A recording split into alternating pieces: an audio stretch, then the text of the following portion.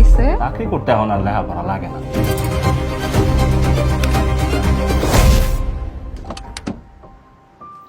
আরে আলতাফ ভাই, কতদিন দেখা সাক্ষাৎ নাই, কেমন আছেন? তা শুনলাম আপনার মেয়ে নাকি এবার মেডিকেলে পরীক্ষা দিছিল, কি অবস্থা?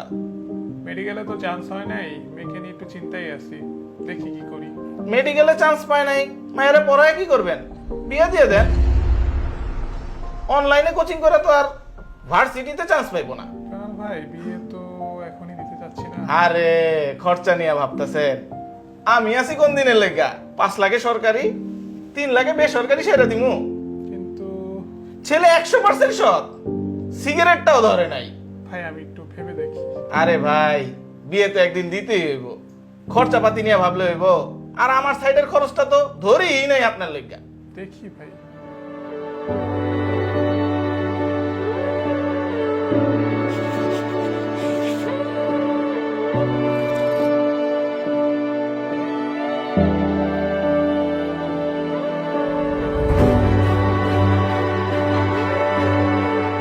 আপা, দুলাভাইয়ের ঘটনার পর থেকে তো তোমাকে যায় যায় অবস্থা।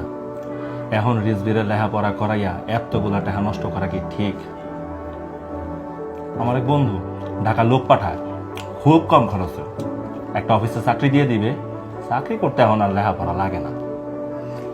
দেখি পরীক্ষাটা তো দিল, কি করুন যায়।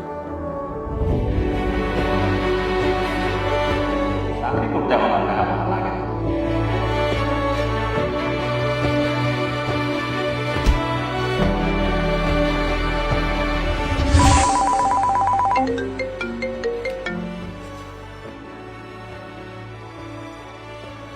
রেজাল্ট দিয়ে দিছে?